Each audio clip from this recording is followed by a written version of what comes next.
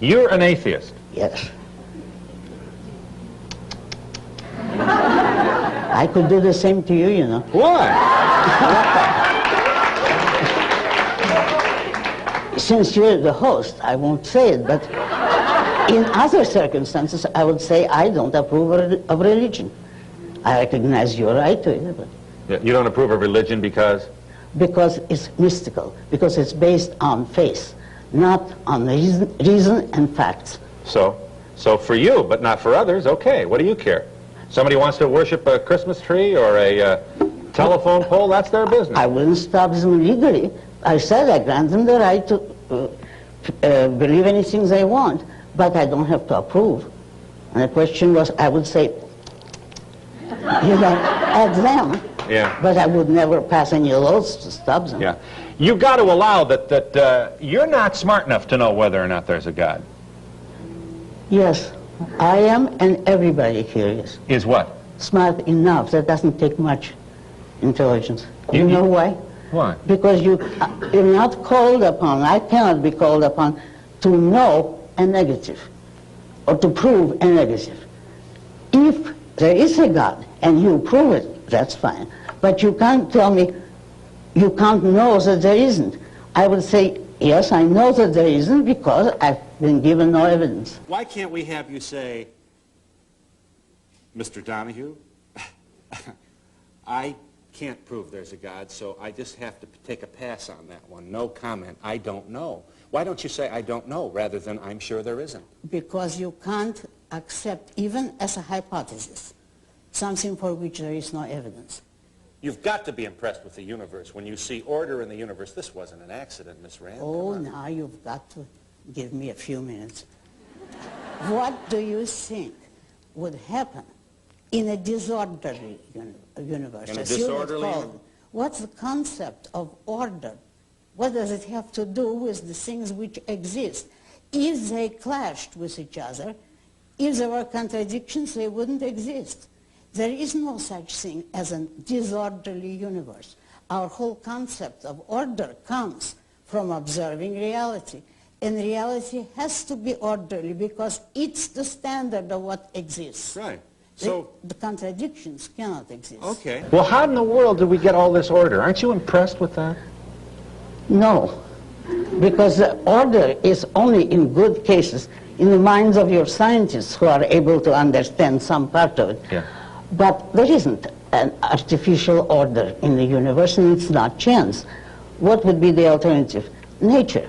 That the universe, and remember, the universe is everything that exists, has always been here. Because you cannot discuss or know anything about what was here before anything existed. A zero The question's doesn't absurd. exist. The question is absurd. That's what was right. here before there was something here? Exactly. If there was something here before there was something here, then there was Right. something there already. Exactly. And then we have to ask what was there first. That's right. All right. So all I'm wait a asking, moment. Miss Rand, is... Excuse me. One thing, but that's what you're doing with the idea of God, speaking philosophically. True. You say you need someone to explain the order, but what will you then have to explain God? You have to take what exists as a fact, and you start with what exists, and you see how much you can learn about it. I still have a lot of problems with... I think atheists are as arrogant as many of the so-called Christians or religionists that you decry. I'm saying... Arrogant in what way? In that you are here with your certainty saying there is no God, and anybody who believes there is almost a suggestion that you're foolish if you believe that there is. And I think that's a little arrogant and condescending if you... No, I don't call it foolish. I would have, if you want me to tell the truth, I think it's a bad sign psychologically. It is a sign of a psychological weakness, of a man who is afraid to stand on his own mind and his own responsibility. Because you see, the absence of proof has gone on for centuries.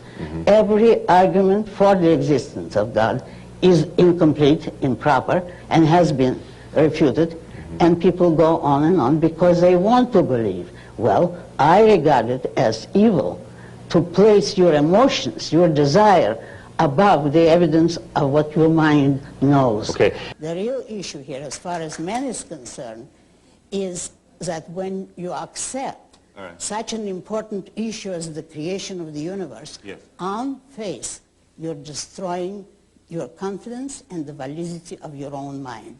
It has to be either reason or faith. I am against God for the reason that I don't want to destroy reason. I don't...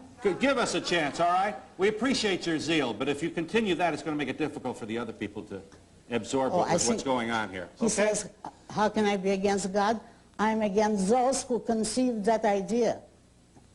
Yeah, tell us why. Tell us why. Because then it gives man permission to function irrationally, to accept something above and outside the power of their reason and superior to reason. And religion or the God concept or faith or worship has people thinking of life as a vale of tears through which you That's will right. probably not get without falling. You are essentially an evil person who is bent toward... Well, most religions do preach just that. You don't believe that? God, no. Why can't I be a reasonable philosopher walking around wondering what it's all about, struggling, striving, trying to understand, enjoying the quest and the journey, and then in the last little part of my consciousness I say, I know you're there somewhere. I don't understand why you did it this way, but I certainly can't wait to die and find out. Because that...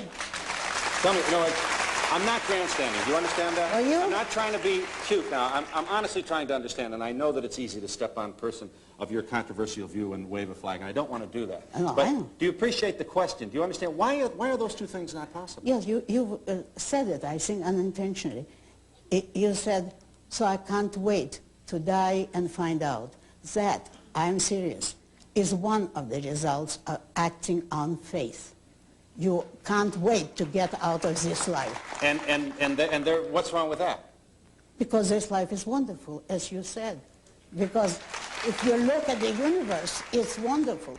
I tend to think of this whole thing as ongoing, that there is an eternity, and that we are going to be a part of that eternity, that we aren't just corpses in graves when we die.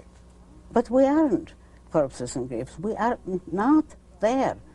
Don't you understand that when this life is finished, you're not there to say, oh, how terrible that I'm a corpse. No. Well, this is true. It's finished. And what I've always thought was a sentence from some Greek philosopher. I don't unfortunately remember who it was, that I read at 16, and it's affected me all my life. I will not die. It's the world that will end.